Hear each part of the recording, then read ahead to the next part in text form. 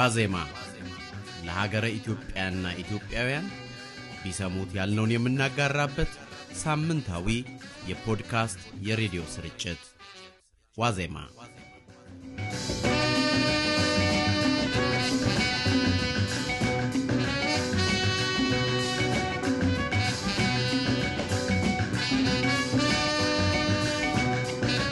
አድማጮቻችን እንደምን ሰነበታችሁ። ይህ የዋዜማ ሬዲዮ ነው። የምትከታተሉት ሳምንታዊውን በነገራችን ላይ የተሰኘውን ፕሮግራም ነው።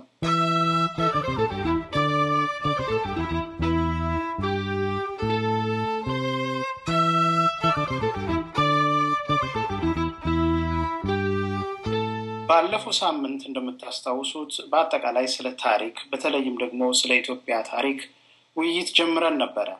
ዛሬ የዚያ ውይይት ሁለተኛና የመጨረሻ ክፍል ይቀርብላችኋል። ባለፈው ሳምንትም ሆነ ዛሬ በውይይቱ አብረውኝ የሚሳተፉት ሽመልስ ቦንሳና ስሜነህ አያሌው ናቸው። ስሜነህ ዩጋንዳ በሚገኘው ማካሬሌ ዩኒቨርሲቲ የሶሻል ሪሰርች ኢንስቲትዩት የዶክትሬት ዲግሪ እጩ ነው። ሽመልስ ቦንሳ ደግሞ በስቴት ዩኒቨርሲቲ ኦፍ ኒውዮርክ የስታኒ ብሩክስ ዩኒቨርሲቲ ውስጥ የአፍሪካን ፖለቲካና ታሪክ ያስተምራል። ሁለቱን ተወያዮችን በድጋሚ እንኳን ደህና መጣችሁ እላለሁ። አድማጮቼ ሁለተኛውን የውይይታችንን ክፍል እንድትከታተሉ የምጋብዛችሁ የፕሮግራሙ አዘጋጅ መስፍን ነጋሽ ነኝ።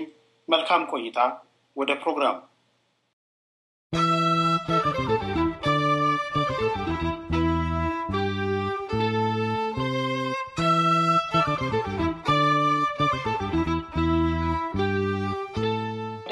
ኢትዮጵያ ታሪክ ቀስ ያልን መተናልና እንደው በኢትዮጵያ ታሪክ ውስጥ አወዛጋቢ የምትሏቸው እንደው ሶስት ጉዳዮች ጥቀሱ ብትባሉ እንደ ታሪክ ተማሪነታችሁ የትኞቹን ነው የምትጠቅሷቸው?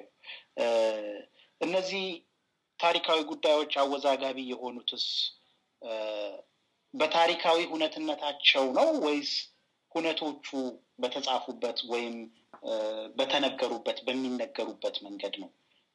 አንዳችሁ መቀጠል ትችላላችሁ። ስሜነህ ምን ትላለህ? እንግዲህ አሁን እንዳልከው አወዛጋቢ የሚባሉት ካሁን ተነስተን ነው አይደል እያልን ያለነው ይሄንን ነገር አሁን ታሪካችን አንፃር። ምክንያቱም በተለያየ ጊዜያት የተለያዩ አወዛጋቢ ነገሮች አሉ። አሁን ባለን በምንኖርበት ዘመን ከሆነ የተወሰኑ ማንሳት የምንችላቸው አሉ። ለምሳሌ በአሁኑ ታሪካችን በአሁኑ ጊዜ በዘመናችን በጣም ኮንትሮቨርሻል ነው፣ በጣም አከራካሪ ነው ተብሎ የሚታሰብ የሚመስለኝ አንድ ጉዳይ ባነሳ የአጼ ምኒልክ ወደ ደቡብ የኢትዮጵያ ክፍል ያደረጉት ማርች ሊሆን ይችላል። ይሄ ራሱ አሁን ይሄንን ስናገር ራሱ በጣም ኮንትሮቨርሻል ሊሆን እንደሚችል እያወቅኩ ነው። ምክንያቱም አንዳንድ ሰዎች ወደ ደቡብ ማርች አድርገዋል ዘመቻ ነው ይላሉ፣ ሌሎች ቅኝ ግዛት አድርገዋል ይላሉ፣ ሌሎች ኢንቬዥን ነው ይላሉ፣ ሌሎች ኢንኮርፖሬሽን ነው ይላሉ። የነበረውን ኤግዛክትሊ ኢንኮርፖሬሽን ነው የነበረውን ግዛቷን ኢትዮጵያን እንደገና ለማስመለስ የተደረገ ነው ይላሉ። ይሄ እንግዲህ ተመልከት፣ እንግዲህ ቋንቋው ራሱ አሁን በጣም አስቸጋሪ ነው። ምን ብለን ነው እዚህ ጋር የምንጠራው የሚለው አሁን እኔ ራሴ ፖይንት ኦፍ ኮንትሮቨርሲ እየሆንኩ ነው ማለት ነው ይሄንን ስናገረው። እና ይሄ በጣም በጣም ወሳኙ ማለት በጣም ዋናው አንዱ አከራካሪ ጉዳይ ይመስለኛል። እና ፓርትሊ የተጻፈበት ታሪኩ የተጻፈበት መንገድ ለዚህ አስተዋጽኦ ለምሳሌ በ20ኛው መቶ ክፍለ ዘመን በአብዛኛው በደቡብ አካባቢ አጼ ምኒልክ ያደረጉትን ማርች እንግዲህ የፈለጋችሁትን ስም ስጡት በጣም አስቸጋሪ ስለሆነ ብዙ ዲፋይን ለማድረግ አልፈልግም። ያደረጉትን እንቅስቃሴ የታሪክ ጸሐፊዎች በጣም ብዙ የታሪክ ጸሐፊዎች ብዙ የታሪክ ጽሁፎች ሳኒታይዝ አድርገውታል የሚል መከራከሪያ አለ። እኔም እስማማበታለሁ። ለምሳሌ አሁን ስቴት ቢልዲንግ ብለን እንጠራዋለን እንደዚህ ጊዜ አገር የማቅናት ስራ ይሄ በጣም ከባድ ቋንቋ ነው በጣም ከባድ ቋንቋ ነው ማለት በዚህ ፕሮሰስ ላይ ብዙ የሆኑ ነገሮች አሉ መጥፎ ብዙ ኢንጀስቲሶች ተፈጸሙ አሉ እና ታሪኩ የተጻፈበት መንገድ ራሱ ቀደም እንዳልኩት የተፈጸመውን ኢንጀስቲስ ተገቢውን ቦታ አልሰጠውም ብለው የሚከራከሩ ሰዎች አሉ እኔ ይሄንን ብለው ከሚከራከሩት ሰዎች አንዱ ነኝ ለምሳሌ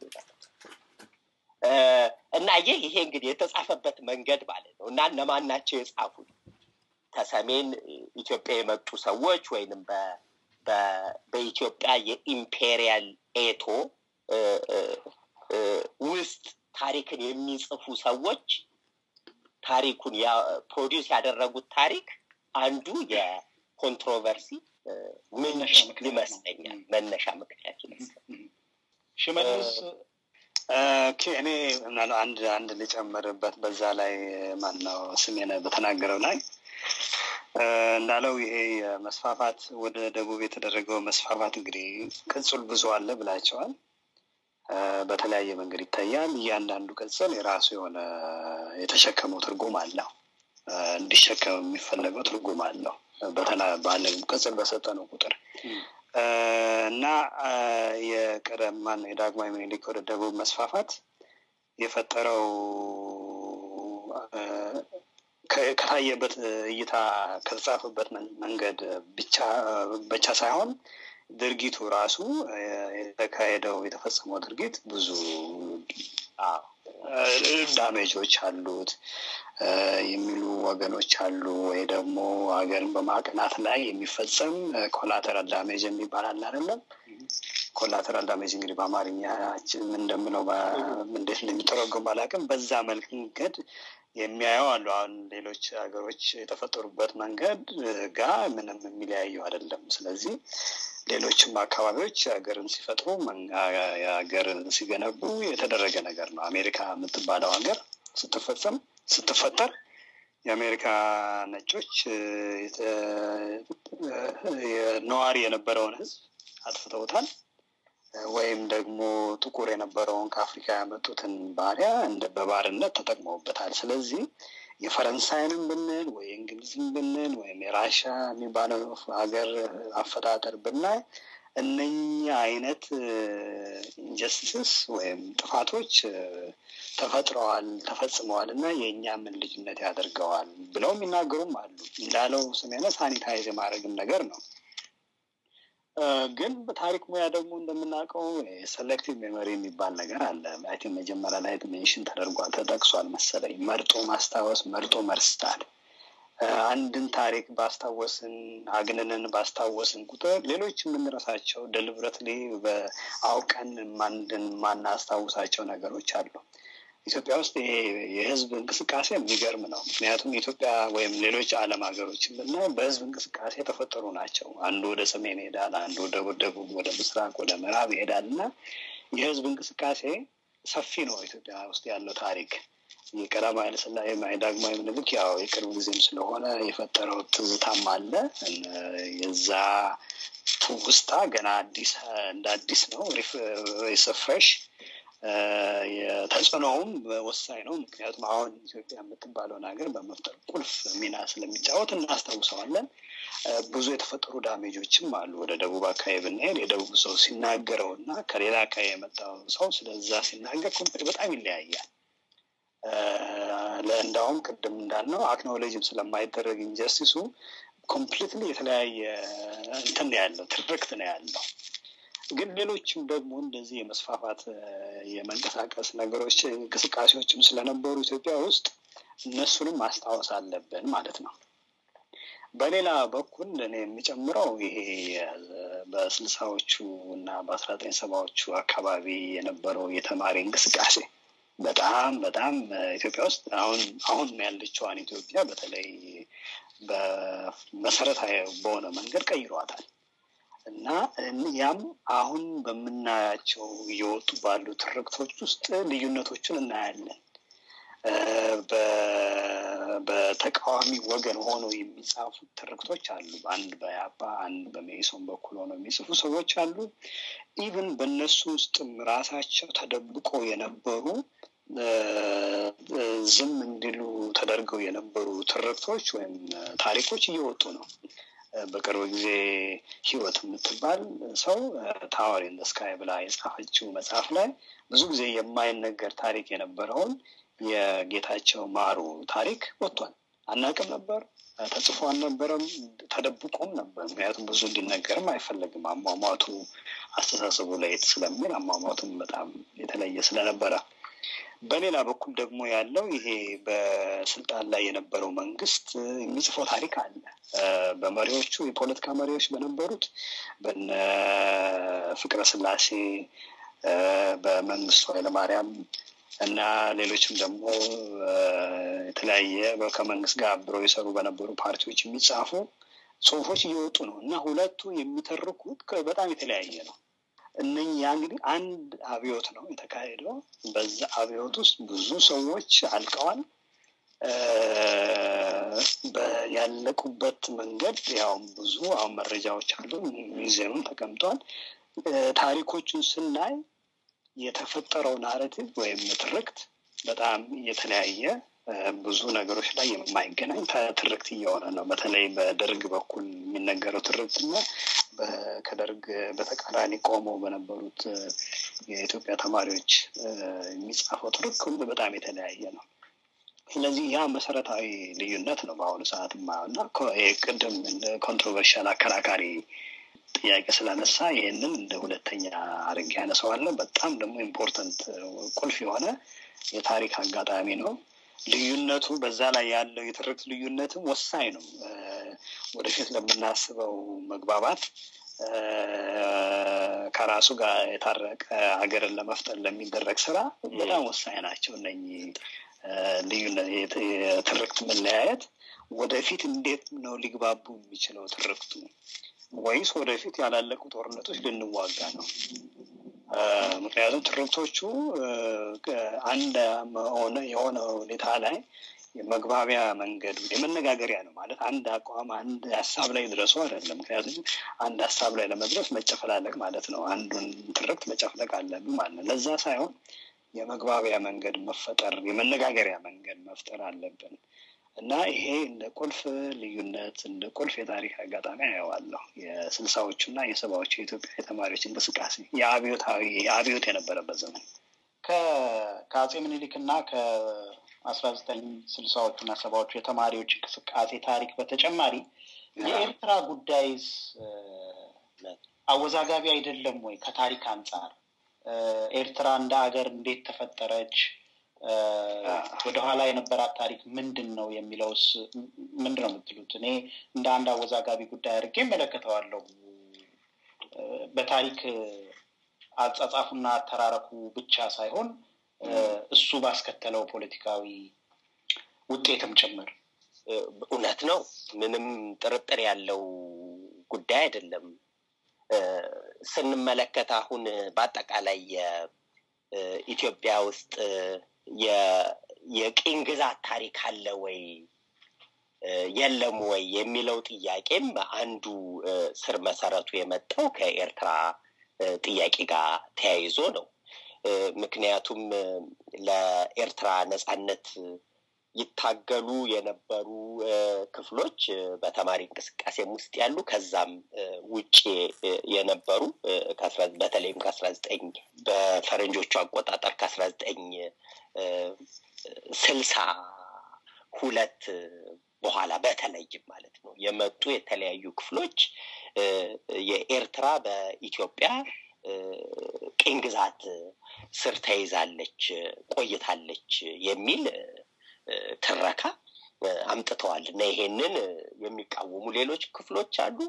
ግን አሁን ደግሞ የኤርትራ እንደ ሀገር የተመሰረተችው በዚህ ትረካ ላይ ተመስርታ ነው እና ይሄንንም ትረካ ደግሞ ሌሎች የኢትዮጵያ ክፍሎች አሉ በተለይ በደቡብ አሁን ሽመልስም ሲያነሳው የነበረው በደቡብ የኢትዮጵያ አካባቢ ያሉ አንዳንድ ህዝቦችና የፖለቲካ ኦርጋናይዜሽኖች ይሄንኑ አይነት ትረካ እንደገና ይጠቀማሉ።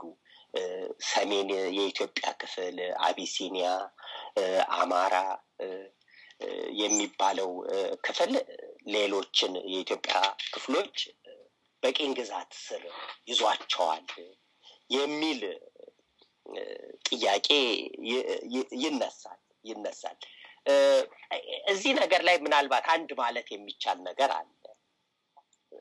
እንደኔ አስተሳሰብ ይሄ ኮሎኒያል ነው የቅኝ ግዛት ታሪክ ነው የሚለው ክፍል አንዳንድ ቦታዎች ላይ ጠንካራ የሆነ በተለይ በኦሮሞ ስታዲስ ዙሪያ ይሄ ነገር በጣም በጠንካራ በሆነ ሁኔታ ይነሳል። በተለይም በዳያስፖራው ያለው የኦሮሞ ክፍል ጋር በተያያዘ አንድ ችግር የሚመስለኝ ትልቅ ችግር ቀደም ሽመልስ ካለው ጋር የሚነሳ ይሄንን ኮሎኒያል ነው ስንል ምን ማለታችን ነው የሚለውን ነገር ሌሎች የዚህን አስተሳሰብ የሚቃወሙ ሰዎች በደንብ ዲል ያደረጉት ችግር አይመስለኝም።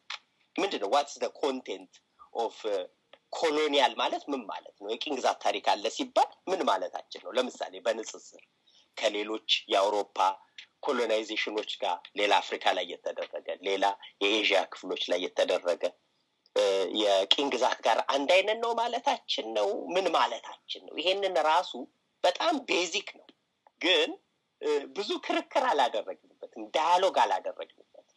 ይሄንን ትረካ የሚቃወሙ ሰዎች ብዙ ጊዜ ዲስሚስ ነው የሚያደርጉት። ግልጽ ነው አባባሌ?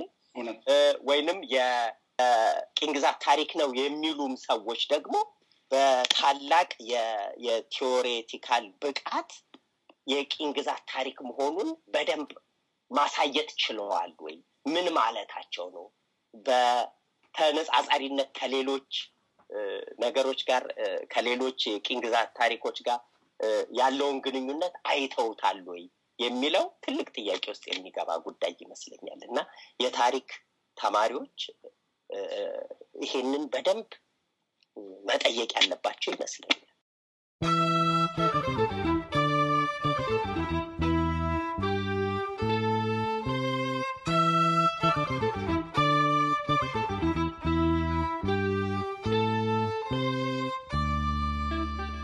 ያደመጣችሁ ያላችሁት ዋዜማ የፖድካስት ስርጭትን ነው። ይህ ዝግጅት wazemaradio.com ድረገጻችን ላይ ታገኙታላችሁ። አስተያየቶቻችሁን ደግሞ wazemaradio@gmail.com wazemaradio@gmail.com ላይ አድርሱን። መሰናዷችን ይቀጥላል። ከዋዜማ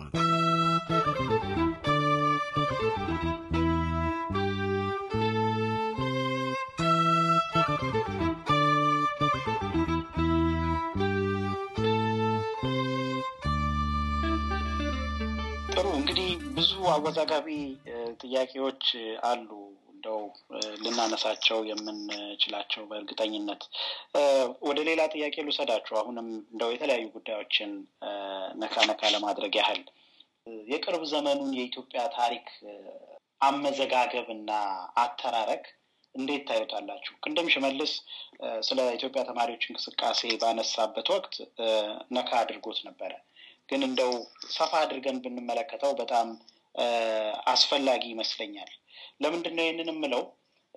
የቅርብ ጊዜውን አሁን በዛ ታሪክ ውስጥ የተሳተፉ በህይወት ያሉ ሰዎች መጽሐፍ እየጻፉ ታሪካቸው ሊናገሩ የሚችሉ ሰዎች እያሉ እንኳን ያንን ታሪክ የምንመዘግብበት የምንተርክበትና የምናስተናግድበት መንገድ እጅግ በጣም ስለራቁት ታሪኮች ስንነጋገር እንዴት ማስተናገድ እንዳለብን የሚነግረን ነገር አለ ብዬ ስለማምን ነውና የቅርብ ዘመኑን የታሪክ አጻጻፋችንን አነጋገራችንን አተራረካችንን እንዴት ታዩታላችሁ? የቅርብ ዘመን ስል ምናልባት ባለፉት 50 እና ግፋቢል 100 ዓመት ወዲህ ያለውን ማለት ነው። ሽመልስ ካንተ እንጀምር። እሺ እንግዲህ ቅድም አንዳንድ ከዚህ ጋር ተቀራራቢ የሆኑ ሀሳቦችን ያነሳን ይመስለኛል። የቅርብ ጊዜ ታሪኮችን እንዴት አድርገን ማስታወስ አለብን? እንዴት እየተጻፉ ነው? የተጻፉት ውስጥ ከድሮዎቹ ከተጻፉት ምን አይነት ልዩነት አላቸው ከሚለው ጥያቄ ጋር የተያያዙ ሀሳቦችን አንስተን ነበር እና አሁንም እኔ በተለይ ከተማሪዎቹ እንቅስቃሴ ጋር የነበረውን የታሪክ መጽሐፍ ስራ ነው በተለይ አተኩሬ ማየት የምፈልገው። ምክንያቱም አንደኛ ጊዜውም ቅርብ ነው፣ ሁለተኛ ስለዚህ ብዙ የሚያስታውሱ በዛ ጊዜ ውስጥ ያለፉ ብዙ ሰዎች አሉ።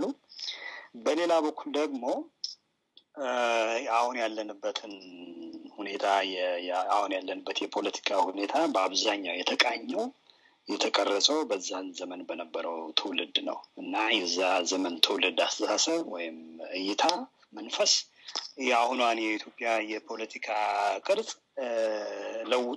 ቀርጾታል። አሁን ያለ ኢትዮጵያ ያለችው የሆነ የፖለቲካ መልክ የሰጣት ነው።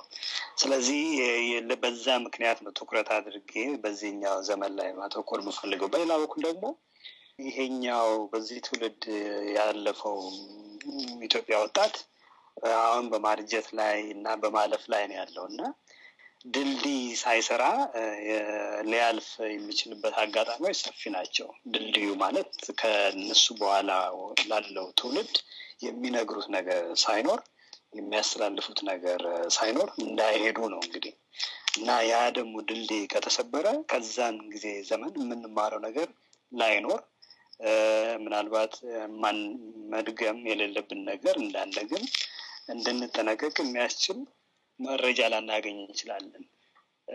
ስለዚህ ይሄ በዚህ ስራ ላይ በተለይ በድልድይ ስራ ላይ ይሄንን ትውልድ በማገናኘት ስራ ላይ ቀላል አስተዋጽኦ ቀላል ትርጉም ያለው ስራ ከባድ ትርጉም ያለው ስራ ነው መስራት ያለባቸው እና ይሄ ዘመን አተኩሬ ነው የማየው።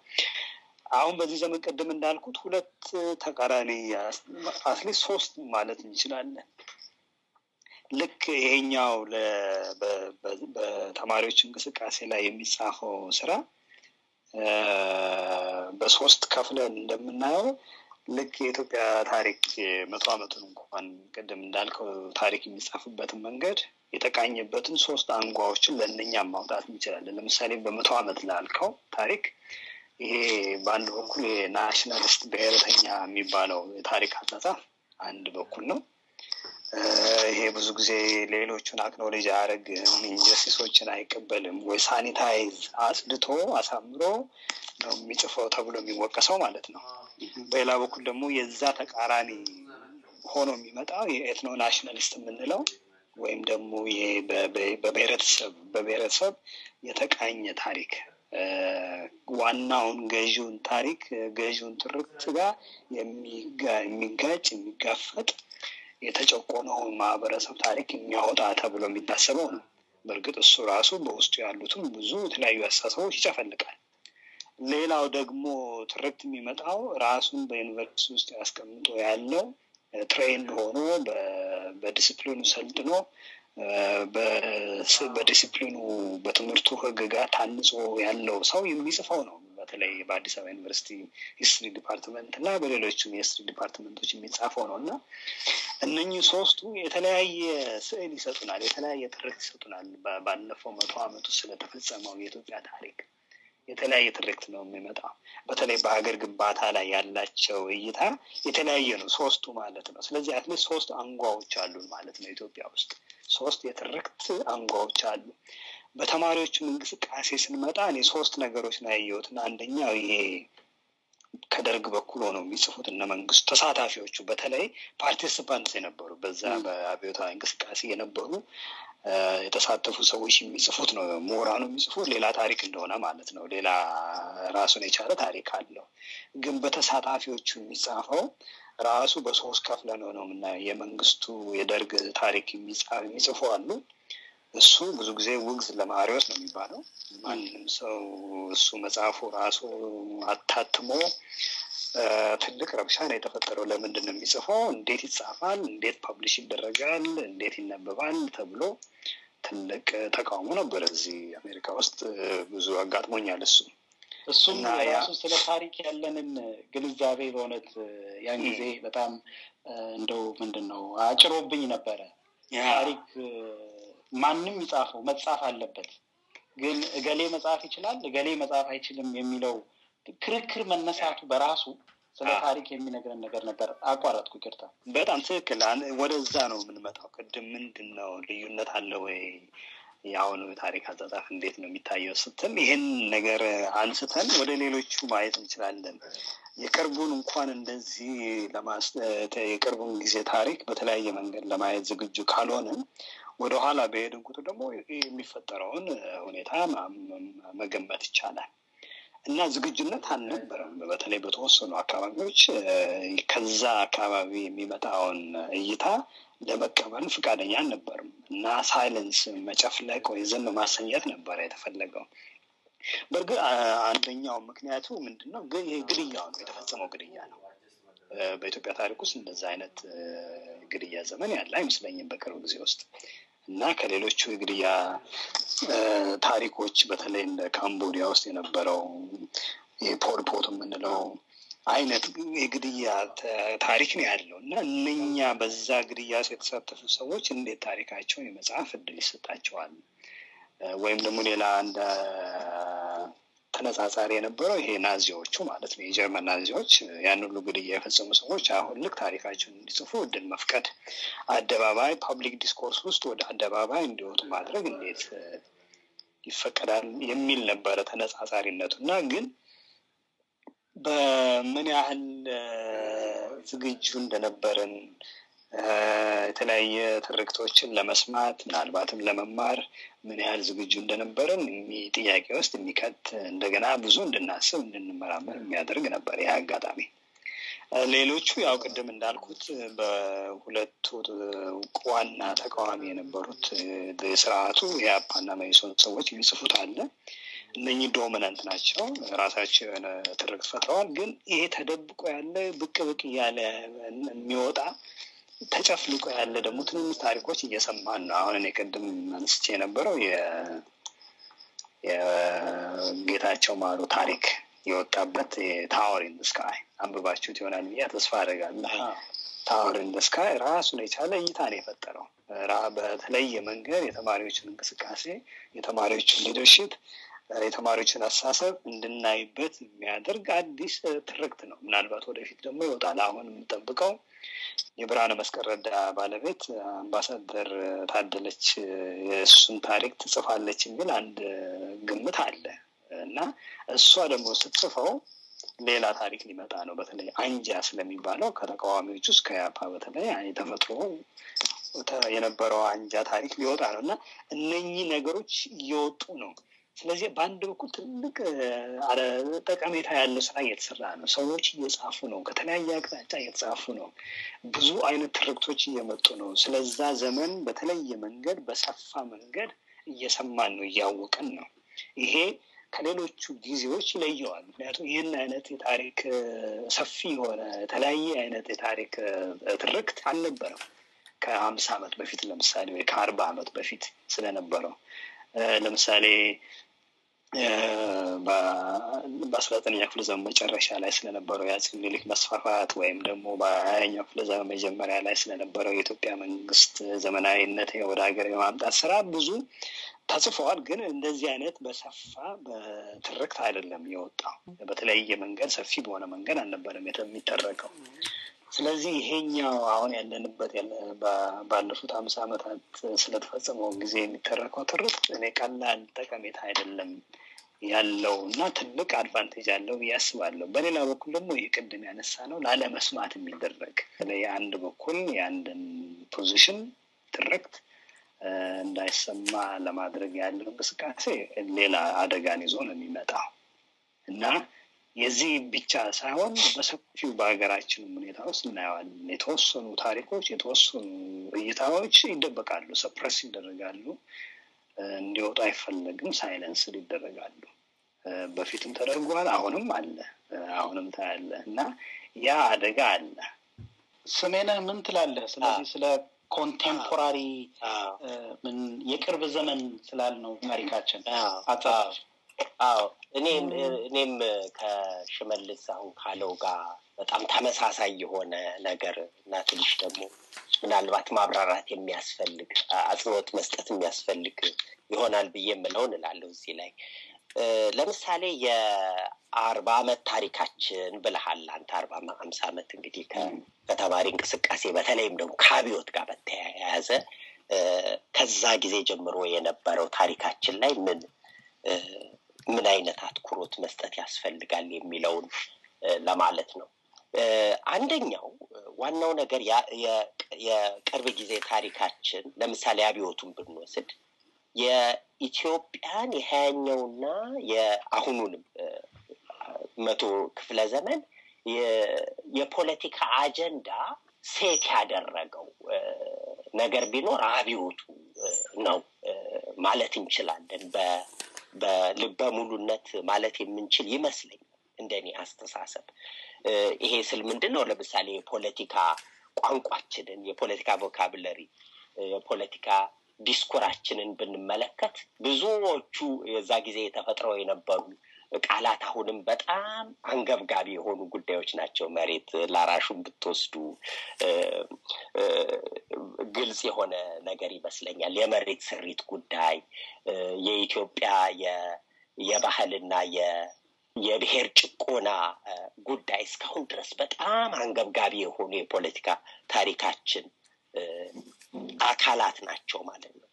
እና ይሄንን ስል ግን እስካሁን ድረስ ስለ አብዮቱ ያለን እንትን በጣም ውስን ይመስለኛል። ያለን ውይይት እስከዛሬ ያደረግነው በስኮላሮችም በአካዳሚ ውስጥ የሚሰሩ የታሪክ አጥኚዎች ወይንም ሌሎች የፖለቲካ ሳይንስ አጥኚዎች፣ ሶሲዮሎጂስቶች፣ የህግ ሰዎችም ሊሆኑ ይችላሉ።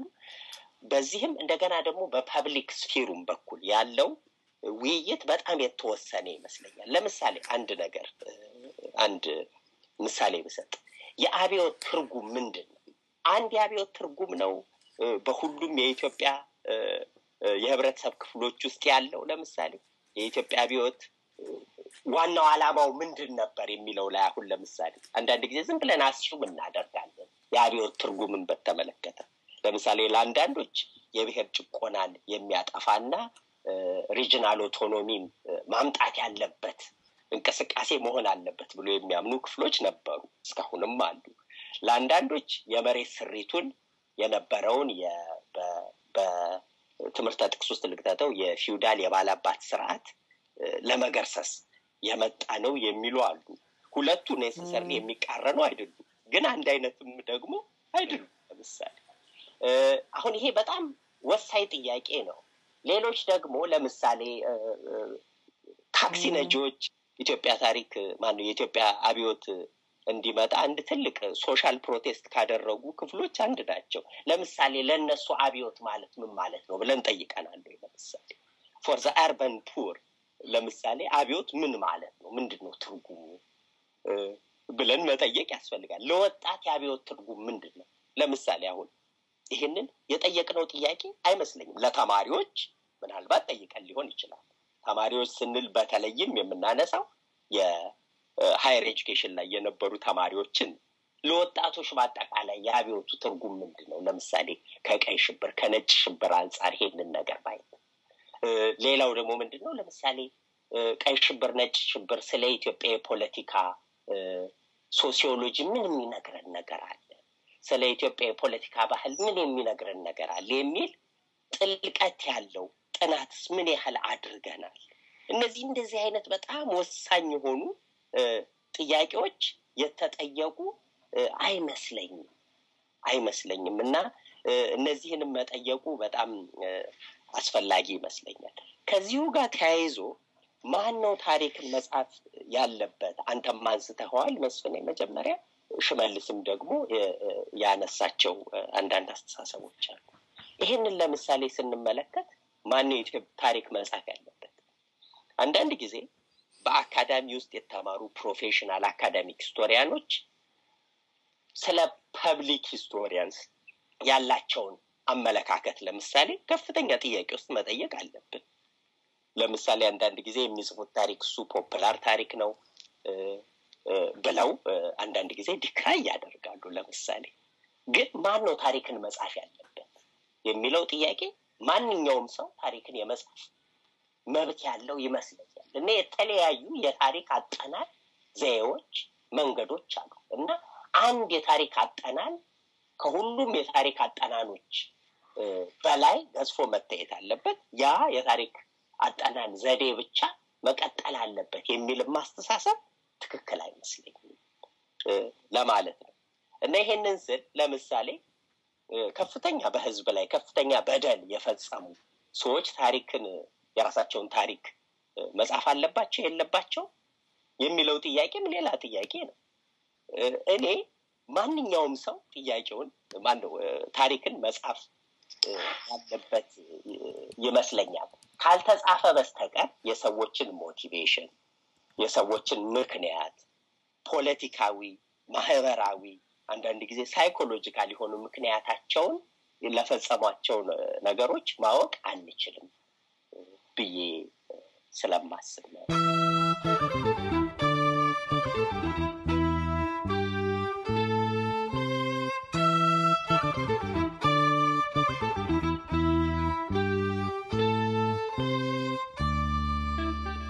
ያደመጣችሁ ያላችሁት ዋዜማ የፖድካስት ስርጭትን ነው። ይህ ዝግጅት wazemaradio.com ድረገጻችን ላይ ታገኙታላችሁ። አስተያየቶቻችሁን ደግሞ wazemaradio@gmail.com wazemaradio@gmail.com ላይ አድርሱን። መሰናዷችን ይቀጥላል። ከዋዜማ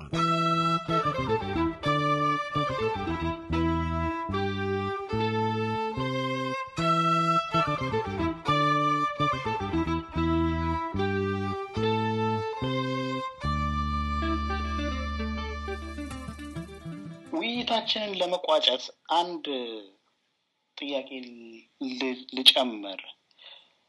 አንድ ታሪክ የሚያነብሰው ምን ነገሮችን እንዲያስታውስ ትመክሩታላችሁ? እንደ ታሪክ ተማሪነታችሁ አንድ የታሪክ መጽሐፍ አንድም 10 መጽሐፍት እያነበብኩ ሊሆን ይችላል። ምን ነገሮችን ልብ እንድል ትመክሩኛላችሁ እንደ ታሪክ ተማሪነታችሁ? ኦኬ ማን ይመልሰው? ይሄንን ሽመልስ እንካፈልና እንግዲህ አንደኛውን ግማሽ እኔ ልበለው። እንግዲህ የታሪክ ስራ የታሪክ መጽሐፍ ማንበብ ሌሎች ስራዎችን እንደማንበብ አይደለም፣ ይለያል። ምክንያቱም እነኛ የምናነባቸው ነገሮች ምናልባት በህይወታችን ውስጥ ቁልፍ ሚና የተጫወቱ በእኛ ላይ ተጽዕኖ ያሳደሩ በግለሰብም ወይም እንደ አንድ ማህበረሰብ አባል ሆነን ተጽዕኖ ያሳደሩብን ስለሆኑ ስናነባቸው ብዙ ጊዜ በሴንሲቲቭ ሆነን ነው የምናነበው። ኢንቮልቭድ ሆነን ገብተንበት ነው የምናነበው እና ዲታችድ መሆን ይከብዳል። ማለት ተነጥለን እንደሌለንበት ሆነን ከውጭ ሆነን ማንበብ አስቸጋሪ ነው። የታሪክን መጽሐፍ ማንበብ ለዛ ነው ከሌሎቹ ስራዎች በጣም ለየት የሚለው። ስለዚህ ታሪክን ማንበብ የሚፈልግ ሰው በተለይ ኢትዮጵያዊ ሆኖ የኢትዮጵያን ታሪክ የሚያነብ ሰው አንድ ምናልባት ሊረዳው የሚችለው ነገር ኦፕን ሆኖ ኦፕን ማይንድ and አእምሮን ክፍት ማድረግ አለበት። የሚያነባው የተለያዩ ነገሮችን ለመስማት የተለያዩ ሐሳቦችን ለማወቅ ኦፕን ማይንድ መሆን አለበት። አንድ እሱ ነው። ስለዚህ ኦፕን ማይንድ የሚለው አእምሮውን ከፈት አድርጎ ሌሎች ነገሮችን ለመስማትም መዘጋጀት አለበት። ምክንያቱም የምንፈልገውን ብቻ ለመስማት አይደለም የምናነበው እና ብዙ ጊዜ የምናነበው ያልሰማነውን የማናውቀውን ነገር ለማወቅ ስለሆነ እና ብዙ ጊዜ ተዘጋጅተን መሄድ ያለብን በዚህ መንገድ ይመስለኛል። ኦፕን ማይንድ። ሁለተኛው ኦፕን ሃርት እንበለው፣ ልባችንንም ከፈት ብናደርገው። ምክንያቱም ስናነብ ምናልባት የምናነባቸው ቁስሎች ሊኖሩ ይችላሉ። ስናነባቸው ብዙ ጊዜ የኢትዮጵያ ብዕር ደም አለው ይባላል። የኢትዮጵያ ብዕር ያደማልም ይደማልም ይባላል እና የምንጽፋቸው ነገሮች አንዳንዴ ምንድነው ይሄ ታሪኮቻችን በተለይ ቅርብ ጊዜ ታሪኮቻችን ብዙ ስቃዮች፣ ግድያዎች፣ ብዙ ነገር ተፈጽመዋል፣ ኢንጀስቲስስ ተፈጽመዋል እና ለማወቅ አእምሯችን እንደምንከፍተው ሁሉ ያንን ኤምፓቲ የሚባለው ነገር አለ አይደል? ኤምፓቲ እንዲሰማን ለሌላው ለደረሰበት ሰው ለደረሰበት አካባቢ ወገን ሊሆን ይችላል ለነኛን ሰዎች የምንሰማውን ነገር በኤምፓቲ ብናነበው ኤምፓቲ እንግዲህ በአማርኛ ምንድነው እንዴት ርህራሄ ነው አይደለም ያ እንደዛ እንበለው በተቀራራቢ ስለዚህ ሁለቱም ነገሮች እንግዲህ አንደኛው ኦፕን ሃርት ሁለተኛው ኦፕን ማይንድ በዚህ መንገድ ከሄድን ምናልባት ልንማር የምንችልበት እድል የሰፋ ይሆናል ብዬ አስባለሁ ዝግጁ እንሆናለን ማለት ነው ተምረን ልናቅ እንችላለን ማለት ነው ብዙ ጊዜ ታሪክ እኮ የምናነበው ያው ብዙ ጊዜ የሚባል አባባል አለ ታሪክን ማወቅ ማለት ታሪክን ማወቅ ሰው ይደግማል ነው የሚባለው ታሪክን ለማወቅ የማይፈልጉት ሁሉ ይደግሙታል ማለት ከነስተቱ ከነምኑ እንደግመዋለን ማለት ነውና የመማርን እድል ያሰፋልናል እንደዚህ አይነት ስንቅም በዚህ መንገድ ስንቀርብ ያስባለሁ ኦፕን ሃርት ኦፕን ማይንድ ሰሜን ምን ትላለህ እኔ እንደው ሽመልስ እንዲያርጉ በጥሩ መንገድ ካስቀመጠው በኋላ ሌላ ነገር ለማውራት በጣም እየፈራሁ ነው ግን እንደ ታሪክ ተማሪነት አንድ ማንሳት የሚቻለው ነገር ምንድነው ታሪኩን የጻፈው ሰው ወይንም የጻፈችው ሰው ያነሱት ጉዳይ ምኖች ናቸው አንደኛ እና ያላነሷቸውስ ጉዳዮች ምንድናቸው ብሎ ማንበብም ጥሩ ይመስለኛል ማለት ለተነሱት ነገሮች የሚገባውን ከበሬታ አጽንኦት መስጠት ያስፈልጋል ግን ያላነሳቸውስ ነገሮች ምንድናቸው የሚል በዛ መንገድ ማንበብ ጥሩ ነው ሌላውም ደግሞ ምንጮች ምን አይነት ምንጮችን ተጠቅመው ነው የጻፉት ምንጮቹ ምን ያህል ታማኝነት አላቸው የላቸውም ወይ የሚለውንም በአይምሮ አድርጎ ማንበብ ብዙ የታሪክ በአካዳሚክ የሆነ የታሪክ ሙያ ላይ ተሰማርተው የሚያገኙ ሰዎች የሚያደርጉት ኤክሰርሳይዝ ስለሆነ ሌላውም ሰው ማድረግ የሚችለው ኤክሰርሳይዝ ስለሆነ ይሄንን ለዚህ ነገር አጽንኦት መስጠትም ተገቢ ሊሆን ይችላል ልክ ነው አንድ ካር የተባለ ጸሐፊ ስለ ታሪክን ከአሳ ጋር ያመሳስለዋል አሳ አጥማጁ የሚያጠምደውን መረቡ ከያዘለት አሳዎች የሚፈልገውን ይመርጣል ከዛ ፊሽ ሞንገር የሚባል አለ በአማርኛ እንግዲህ አላቅም የለም መሰለኝ ባህላችንም ውስጥ ግን እንዲሁ አሳ የሚወድ የሚያደንቅ ሰው ደግሞ ከየአይነቱ ብዙ ጊዜ ማግኘት ስለሚፈልግ እሱም ከዛ ከተጠመደው ውስጥ ያን ይወስዳል አሳ የሚያበስለው ሰው ደግሞ ለማብሰል የተመቸውን ከዛ ከቀረበለት ውስጥ ይወስዳል የሚበላው ሰው ደግሞ በስሎ ከቀረበለት የአሳ አይነት እንደገና ደግሞ እሱ ይመርጣልና ታሪክን ሁሉንም በአንድ ቦታ አናገኘውም ሁሉም እንደመረጠው ነው የሚወስደውና እሱን የባህሩን አሳ ሁሉ በላሁት ወይም አገኘሁት ማለት አይቻልም ነው መጨረሻ ላይ አንዲት ምግብ ቤት ሄዶ አንዲት አሳ በልቶ ባህሩ ውስጥ ያለውን አሳ ሁሉ አውቀዋለሁ በልቼው ቀምሼዋለሁ እንዳይባል ይመስላል እንደው ውይይታችንን ለመጨረሻ ያህል ስለ ታሪክ ሳስብ ቀደምም ሲቸገረን ነበር በታሪክ ትምህርት ጥናትና ውይይት ውስጥ የምንጠቀምባቸው ቃላት አንዳንድ ጊዜ አማርኛው ያጠረን እንቸገራለን እና እንደው መቼም ቢያንስ በዘመናዊ መልኩ በመደራጀት የአዲስ አበባ ዩኒቨርሲቲ የታሪክ ትምህርት ክፍል ረጅም እድሜ አለውና የታሪክ ምንድነው ቃላት መዝገበ ቃላት አለ ወይ እንደው ታስቡ ነበር አለ ካለ እንድትነግሩኝ ነው አለበለዚያ መስራት ለሚችል ሰው ሐሳቡን አስተላልፈን ውይይታችንን እንጨርሳለን እኔ በበኩሌ የማውቀው በዛ አካባቢ ላይ የተሰራ ስራ አላውቅም እኔ በአማርኛ የውጭ ቃላትን ወደ ኢትዮጵያ ውስጥ ለማምጣት በኢትዮጵያዊ ቋንቋ ለመተካት የተሞከረ ሙከራ የማውቀው ይሄ የማርክሲስት ሌኒንስ ዲክሽነሪ ተዘጋጅቶ ነበረ ደበበ ሰይፉ የሰሩት የማርክሳዊ ቋንቋዎችን በአማርኛ ለምሳሌ አብዮት የሚባለውን ወዛደር እነኝን ቃላቶችን ሁሉ ከነትርጉማቸው መዝገበ ቃላት ያ ተራማጅ መዝገበ ቃላት የሚባለው እሱ ትልቅ ስራ ነው። እሱ ትልቅ የሳይንስና ቴክኖሎጂም አለ። አንድ ማስታወስ አለ። የሳይንስና ቴክኖሎጂ ቃላቶችን ወደ ኢትዮጵያ ለማምጣት ለመተርጎም የተሞከረ ስራ አለ። በዚያም በምትለው ስራ በተለይ በታሪክ ላይ ስላመጣ ነው። በታሪክ ላይ ግን የተሰሩ ስራዎች የሉም። ግን ከታሪክም ሰፋ አድርገን ምናልባት ይሄንን ኢንትረስትድ ሆኖ ፍላጎት አድሮበት መስራት ለሚፈልግ ሰው ታሪክ እንግዲህ ብዙ ሼር የሚያደርጋቸው የሚዋዋሳቸው ቃላቶች አሉ ከሶሲዮሎጂ ጋር፣ ከፖለቲካል ሳይንስ፣ ከጂኦግራፊ፣ አንትሮፖሎጂ እና ምናልባት ሊዘጋጅ ቢቻል የታሪክ ሳይንስ፣ የሶሻል ሳይንስ፣ የማህበራዊ ሳይንስ ቋንቋ ዲክሽነሪ ማህበራዊ ቋንቋ መዝገበ ቃላት ብሎ ማዘጋጀት፣ ማህበራዊ ሳይንስ መዝገበ ቃላት ብሎ መስራት ይቻላል። ምክንያቱም ብዙ ነገሮችን መተርጎም ይቻላል። ብዙ ነገሮች ወደ አማርኛ አልመጡም። ለዛ ነው ብዙ ጊዜ የምንቸገረው። የሉንም ማለት አይደለም። በእንትና አሉን። በዚህ ማነው ስሙ ይሄ እንዳውም ከታሪክ ሙያ ጋር የሚገናኝ አባባል አለ። ምንድነው? absence of evidence is not evidence of absence ይላል። ማለት እኛ መረጃ አላገኘንም ማለት ነገሩ አልተፈጸመም ማለት አይደለም። absence of evidence is not evidence of absence። ገና ብዙ የመቆፈር ስራ የፉኮን ማምጣት አለብን። እንግዲህ ፉኮ በዚህ መንገድ አይደለም ያለው፣ እሱ ዲፐር ነው። የአርኪኦሎጂ ኦፍ ኖሌጅ ማለት በስፋት ካየነው የኢትዮጵያዊ ዕውቀቶች ተቆፍረው መውጣት አለባቸው።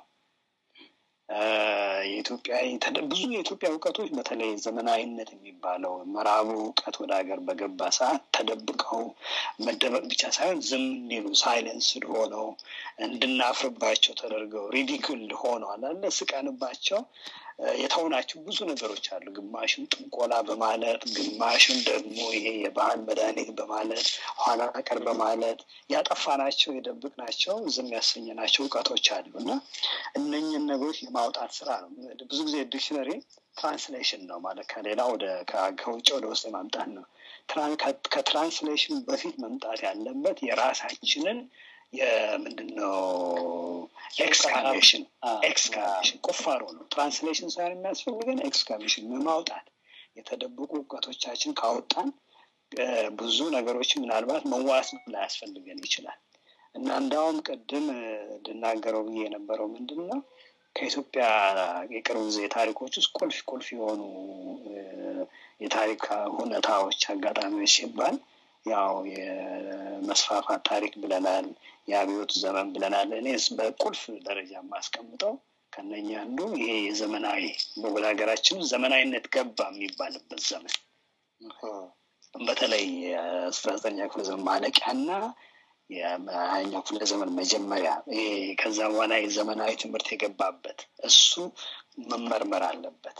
ዘመናዊነት ማለት ምዕራባዊ መሆን ማለት ሆኖ ከዛ በላይ ደግሞ ራስን መሳት ሆኖ ተተርጉሞ ብዙ ነገሮቻችንን ጥለን ፈተና ውስጥ ገብተናል እና አሁን በራሳችን ባልሆኑ ነገሮች ነው ትግል ውስጥ ያለ ነው፣ አዙሪት ውስጥ ያለ ነው።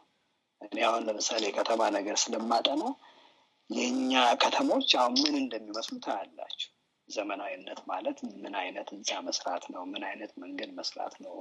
ልክ ምዕራቡን ከተማ እንደግማለን ብለን የራሳችንን ነገሮች ሁሉ ያጠፋን ነው። ዘመናዊ ትምህርት ይጀመር ተብሎ የባህላዊ ትምህርቶች ሁሉ እንዲወገዱ ተደርጎ የፈረንጅ እንግሊዘኛው የፈረንጅ ትርጉም ታሪክ የሚባለው ራሱ የኢትዮጵያን ታሪክ እኮ ማስተማር መጀመሪያ አይደለም የተጀመረው። የአውሮፓ ታሪክ ነበር የሚማሩት ወይም የምዕራቡ ስልጣኔ ተብሎ ነበር የሚጀመረው እና ትልቁ ምርመራ የሚያስፈልገው የኢትዮጵያ ከዘመናዊነት ጋር ያደረገችው ግንኙነት መፈተሽ አለበት። በዛ ውስጥም ራሷን ራቁቷን ያደረጋትን የምዕራቡ ተጽዕኖ እንደገና ማየትና መመርመር አለባት። ይህ ሁሉ የባርነት ስራ ፕሮፌሰር መስፍን ብዙ ጊዜ ባርነት ይሉታል። ይህንን የባርነት ስራ መጀመሪያ የጀመርነው ዛሬ አይደለም፣ የዛሬ 20 ዓመት ወይ 30 40 ዓመት አይደለም። መጀመሪያ ከምዕራቡ ስልጣኔ ጋር ስንተዋወቅ ትውውቃችን ላይ ነው ትልቁ ጥፋት የተፈጸመው። አይ ቲንክ ይሄንን ጉዳይ በሌላ ውይይት መመለሳችን አይቀርም። በትክክል ግን በጣም ከታሪክ ጥናትም አንጻር በጣም አስፈላጊ ጉዳይ ነው። ምንም ጥያቄ የለውም። በጣም ዘመናዊ አብዮቱም እኮ ራሱ ከዛ ጋር ነው የምናገናኘው። አብዮቱ ራሱ ምዕራባዊነት ዘመናዊነትን ማምጣት በሚል ስም ነው የመጣው።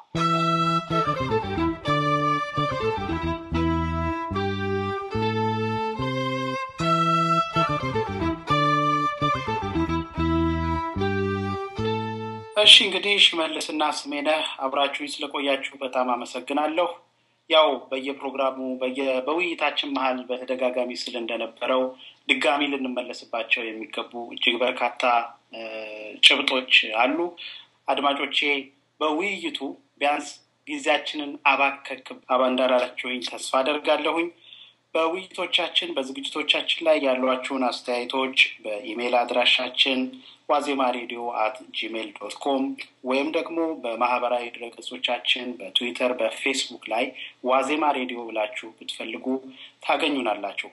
የትኛዎቹንም ፕሮግራሞቻችንን ድጋሚ ማዳመጥ ለወዳጆቻችሁ ማካፈል ስትፈልጉ ደግሞ wazemaRadio.com የሚለውን ድረገጻችንን ብትጎበኙ ወይም ደግሞ በዩቲዩብ ላይ ዋዜማ ሬዲዮ ብላችሁ ብትፈልጉን ሳውንድ ክላውድ ላይ ዋዜማ ሬዲዮን ብታስገቡ ፕሮግራሞቻችንን በሙሉ ታገኙዋቸዋላችሁ። ቸር ሰንብቱ። መስፍን ነጋሽ ነኝ።